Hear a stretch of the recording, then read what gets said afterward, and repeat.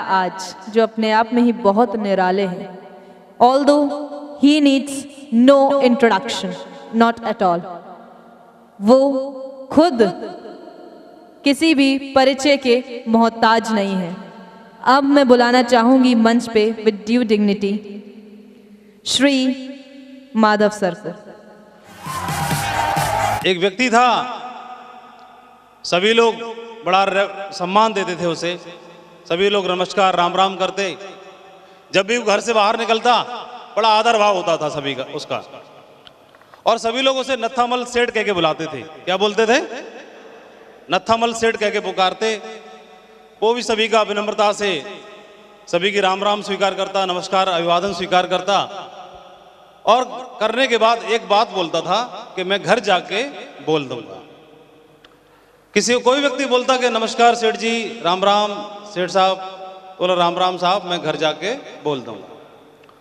तो एक बुजुर्ग आदमी से रहा नहीं गया, उसने पूछा ये बताओ सेठ जी, सभी लोग नमस्कार करते हैं, राम राम करते हैं, बड़ी अच्छी बात है, लेकिन आप घर जाके बोल दूंगा ऐसा क्यों कहते हो?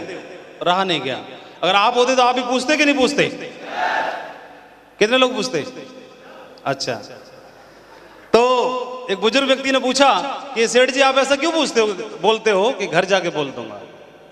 तो सेठ जी बोला कि देख भाई, सेठ जी तो मैं कुछ ही दिन से बना हूं,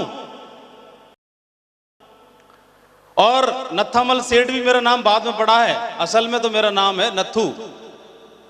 और इतना आदर भाव सम्मान पहले शुरुआत में मुझे मिलता नहीं था, ऐसी अपनी मेहनत मजदूरी करते थे, और जब से प्रभु की मेहरबानी हुई मैंने काम धंधा करना शुरू किया, बिजनेस में अपना हाथ आजमाया और तरक्की करता चला गया, और करने के बाद में लोगों ने मुझे नत्थामल सेठ बना दिया। असल में क्या है, जब से मैं सेठ बना हूं मेरे घर में एक तिजोरी है। घर में क्या है? एक तिजोरी है, और तिजोरी में एक लक्ष्मी जी की मूर्ति रखी है। जिस दिन से वो लक्ष्मी जी की मूर्ति आई है उस दिन से लोगों ने मुझे नत्थामल सेठ बना दिया है। तो मुझे मालूम है कि जितनी भी नमस्कार राम राम किसकी वजह से मिलती है, तो जितनी दिन भर में 100 सवा 100 मिलती है, मैं घर जाके उनको बोल देता हूँ। जो लो जी, आपको लोगों ने राम राम भेजा, इतने 100 लोगों ने, तो आप आज 1200 लोगों की राम राम, थैंक यू। आज इतना प्यार सम्मान मुझे मालूम है। पहले तो इस माधव को कोई भी जानता नहीं था, लेकिन इतना बड़ा सम्मान, इतनी सारी चीजें, मुझे अपनी हकीकत मालूम है मैं कहां से निकल करके आया हूं। जब से मेरे घर में भी तिजोरी है और उसमें सेब सौंफ की एक मूर्ति रखी हुई है, जिस दिन से मेरे घर में वो आई है मेरी भी बल्ले बल्ले हो गई है। और मुझे मालूम है कि पूरा का पूरा क्रेडिट आज जो मेरे पीछे सेब सौंफ बिजनेस है। दोस्तों, खुशी की बात यह है कि जिस सेब सौंफ की वजह से आज मैं सेठ बना हूं, वही सेब सौंफ आपके घर पे भी पहुंच चुकी है। बहुत बहुत बधाई हो आपको, congratulation to all of you, बहुत बहुत बधाई हो आप सभी को। मैं ऐसा इसलिए बोल रहा हूं कि एक कुम्हार एक दिन अपने गधे को लेकर घर से बाहर निकला, और गधे को बाहर लेके निकला, उसके गधे में के गले में एक छोटा सा चमचमाता हुआ पत्थर लटका हुआ था। भूखा प्यासा था वो किसान, घर में खाने की व्यवस्था नहीं थी अनाज की, वो व्यवस्था करने के लिए निकला कि चलो व्यवस्था करके आता हूं। तो एक जौहरी रास्ते में होके जा रहा था। जौहरी ने देखा कि गधे के गले में एक चमचमाता हुआ पत्थर लटक रहा है, और ये चमचमाता हुआ पत्थर कोई साधारण पत्थर नहीं है, ये तो बेशकीमती लाखों का हीरा है। लेकिन ये साधारण सा किसान है, लगता है इस बात से अनभिज्ञ है, इसे इस बात की जानकारी नहीं है। तो चलो आजमा के देखता हूं, कुछ पल्ले पड़ जाए इससे, तो इस पत्थर को इससे हथियाता हूं। और जौहरी उसके पास गया, क्यों रे भाई किसान बाबू, ये गधे के गले में चमचमाता वो पत्थर लटक रहा है, क्यों लटका रखा है, इसको मुझे ही दे दे। किसान बोला, साहब मैं तो खुद ही ढूंढ रहा हूं, कोई लेने वाला मिल जाए, मैं तो देने के लिए तैयार हूं साहब, अगर आप ले लेंगे तो मेरे को बड़ी मेहरबानी होगी और घर में खाने की व्यवस्था हो जाएगी। तो बोला ठीक है, कितने का दोगे? किसान ने बड़ा सोच समझ के बोला कि साहब अगर 8 आना मिल जाएगा तो मेरे परिवार में मेहरबानी होगी, 2 दिन के खाने की व्यवस्था हो जाएगी, 8 आना दे दीजिए साहब। वो तुरंत समझ गया कि लाखों का बेशकीमती हीरा और ये 8 आना में मांग रहा है, बेवकूफ, इसका कुछ पता नहीं है इसका मतलब। लालच में आ गया जौहरी, और उसने बोला कि नहीं 8 आना तो बहुत ज्यादा है, बहुत ज्यादा है। तो किसान बोला साहब 6 आना ही दे दो, 6 आने से भी व्यवस्था हो जाएगी। जौहरी लालच में आ गया और बोला नहीं नहीं बहुत ज्यादा है, 4 आना में देना है तो बात कर। किसान ने बोला नहीं साहब 4 आना तो बहुत कम हो जाएगा। और तो जौहरी के मन में लालच था, उसने बोला कि चलो लौट के चलता हूं, ये अपने आप मेरे को बुलाएगा और मुझे दे देगा। तो वो पीछे के रास्ते पर हो लिया, किसान अपने गधे को लेके आगे चल दिया और वो इंतजार करता रहा कि कब बुलाए, लेकिन किसान लौट के नहीं आया। तो जौहरी को लगा कि यार कहीं ये जाके मेरे हाथ से निकल ना जाए, भागा गया लौट करके और देखा कि गधे के गले से पत्थर गायब। वो पागल हो गया, हड़बड़ा गया, पत्थर कहां गया? उसने बोला साहब मैंने बेच दिया। बेच दिया? कितने का बेच दिया?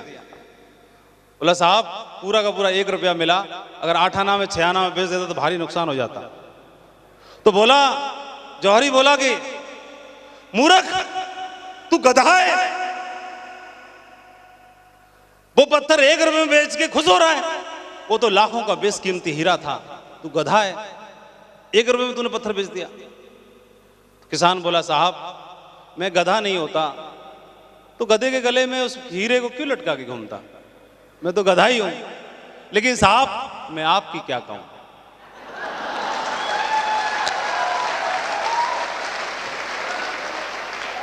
आपकी क्या कहूं, आपको तो मालूम था कि लाखों का बेशकीमती हीरा है, 4 आने में अटक गए। और दोस्तों मैं आप सभी को बताना चाहूंगा कि आपने जिस घर में प्लान दिखाया उसने गर्दन ना में कर दी, कोई बात नहीं, वो माफी के लायक है। जिस बंदे ने आपकी टीम में ज्वाइन कर लिया और काम करना बंद कर दिया, कोई बात नहीं, वो माफी के लायक है, क्योंकि वो साधारण सा किसान है, उसे जानकारी नहीं है कि साधारण पत्थर नहीं चमचमाता हीरा है। दोस्तों आप सबको पता चल चुका है, बेशकीमती हीरा है, ये जिंदगी बदल देने वाली अपॉर्चुनिटी है जो आपकी जिंदगी को कहां से कहां ले जा सकती है, कहां से कहां ले जा सकती है। मैं साधारण से परिवार से बिलोंग करते हुए, घर में 4 भाई 1 बहन, छोटी सबसे बहन थी। पिताजी रेलवे में नौकरी करते थे, दादाजी सरकारी नौकरी करते थे, घर में 2 पीढ़ी से सरकारी नौकरी हो रही थी। तो घर वालों को लगा कि इसकी भी सरकारी नौकरी लगनी चाहिए। थोड़ी आर्थिक स्थिति कमजोर होने की वजह से बड़े भैया ने पढ़ाई छोड़ दी, दूसरे भैया ने भी पढ़ाई छोड़ दी। तो लगा कि घर वालों की उम्मीद मेरे से टिकेगी, चलो इसको तो सरकारी नौकरी लग जाए तो बल्ले बल्ले है, बढ़िया है। ये सोच करके मैं बीएड की पढ़ाई कर रहा था कि बीएड पढ़ने के बाद में अगर सरकारी टीचर बन गया तो ठीक है, नहीं तो प्राइवेट टीचिंग करने में भी 1000-2000 रुपये फालतू मिल जाएंगे। ऐसा होता है कि नहीं होता है? सिर्फ इतनी सी सोच थी कि प्राइवेट टीचिंग में सरकारी नौकरी लगी तो बढ़िया, नहीं तो प्राइवेट टीचिंग करके 10-20 हजार कमा लेंगे और कुछ ट्यूशन पढ़ा लेंगे, ऐसे करके सेटिंग कर लेंगे। सिर्फ इतनी सी बात थी। लेकिन ईश्वर को कुछ ना कुछ मंजूर होता है, God has a plan for everybody. ईश्वर के पास सबके लिए कोई ना कोई प्लान है, और मेरी जिंदगी के लिए कुछ प्लान रच के रखा था। सेफ शॉप मेरे घर पे दरवाजे पे भेज दिया, मेरे घर में आ गया। और मैं ऐसे घर से ताल्लुक रखता था, भक्ति भावना वाले परिवार से, ईश्वर को बहुत मानता था। सोचा कि शायद ईश्वर की भेजी हुई अपॉर्चुनिटी है, और मैंने इस बिजनेस को ज्वाइन कर लिया। उसी दरमियान में बीएड करने के बाद मेरी सरकारी नौकरी भी लग गई। दोनों मेरे दरवाजे पर एक साथ ही आई, सरकारी नौकरी भी और ये सेफ शॉप का बिजनेस भी। दोनों को ईश्वर को धन्यवाद देकर के मैंने ज्वाइन कर लिया। ज्वाइन करने के बाद जैसा हर किसी के साथ होता है वो मेरे साथ भी हुआ, लेकिन मैंने ऐसी उम्मीदें नहीं की थी कि मेरे साथ ऐसा हो सकता है। शुरुआत में मैंने 35 लोगों को प्लान दिखाया, किसी ने भी ज्वाइन नहीं किया। मैं बहुत निराश था, समझ नहीं आ रहा था कि इस बिजनेस मेरे साथ हो सकता है कि नहीं हो सकता है। लेकिन उसी दरमियान में ओम प्रकाश जी ने मुझे समझाया कि माधव जी अगर आप वहां पर जा सकते हो, दिल्ली में एक बहुत शानदार प्रोग्राम होने जा रहा है, अगर वहां आप चलोगे तो आर या पार हो जाएगा। और ओम प्रकाश जी के कहने से तो मैं माना नहीं, समझा नहीं, लेकिन कुछ लोग वहां पे काम कर रहे थे, हमारे साथी, दूसरी टीम में वो लोग थे, उन्होंने भी इसके बारे में प्रमोट किया, समझाया। तो मैं दिल्ली में एक प्रोग्राम अटेंड करने के लिए आया। जिस तरह से आज एक प्रोग्राम, एक ऐतिहासिक प्रोग्राम आज आप अटेंड करने के लिए आए हैं, उस दिन उस प्रोग्राम का मैं साक्षी बन गया। उस प्रोग्राम को मुझे अटेंड करने का मौका मिल गया, और उस प्रोग्राम में जाकर के मैंने देखा कि ये कोई बिजनेस एक मेंबर बना के, एक जोड़ा बना के कमाने का नहीं है 1000 रुपए, ये तो जिंदगी बदल देने वाला बिजनेस है। वहां पर कुर्सी पे बैठ करके मैंने कमिटमेंट किया कि मैं चाहे कुछ भी क्यों ना हो जाए, अगर इतने सारे लोग यहाँ पर आगे बढ़ सकते हैं, इतने सारे लोग अपनी जिंदगी बदल सकते हैं, तो मैं भी अपनी जिंदगी बदल के जरूर दिखाऊंगा इस बिजनेस के माध्यम से। वहां पर मैंने कमिटमेंट किया। और दोस्तों ये कमिटमेंट करना अपने आप में कोई चमत्कार से कम नहीं है। और हमने कई सारी किताबें पढ़ी, किताबें पढ़ने के बाद मुझे एहसास हुआ कि अगर आदमी अपने आप से कमिटमेंट कर लेता है तो उसका कनेक्शन सीधा ऊपर वाले के साथ हो जाता है, ऊपर वाला उसके साथ हो जाता है। अगर आदमी अपने आप से कमिटमेंट कर ले, और यही सबसे बड़ी कमी होती है, वो सब कुछ कर लेता है, सैकड़ों किताबें पढ़ लेता है, कई सारी डिग्री डिप्लोमा ले लेता है, कई सारे गुरु चेला बना लेता है, लेकिन अपने आप से एक काम नहीं करता, अपने आप से कमिटमेंट नहीं करता। और अगर कमिटमेंट कर लिया तो मुझे लगता है 90% सक्सेस तो उसी दिन से ईश्वर उसके लिए लिख देता है। और ये मेरे साथ भी यही हुआ।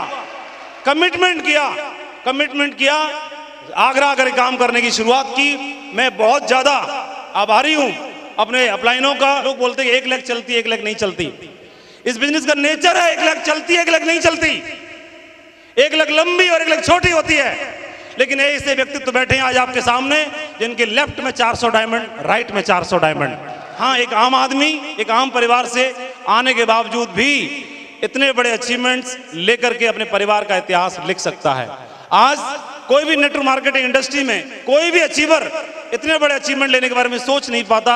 एक लाइन में मेरे से कोई सफलता का राज पूछे तो सिर्फ एक लाइन में बताऊंगा, और मेरी सफलता का एक ही राज है कि लेकिन, किंतु, परंतु, अगर मगर किए बिना, अगर पूरे अंतर्मन से, पूरे दिल से, पूरे अंदर भाव से आप अपनी अपलाइन को, अपने आप को समर्पित कर दो, वो जहां तक पहुंचेगा कि नहीं पहुंचेगा, लेकिन आपको सर्वश्रेष्ठ जरूर बना के दिखाएगा, सर्वश्रेष्ठ लेवल पर जरूर लेकर के जाएगा।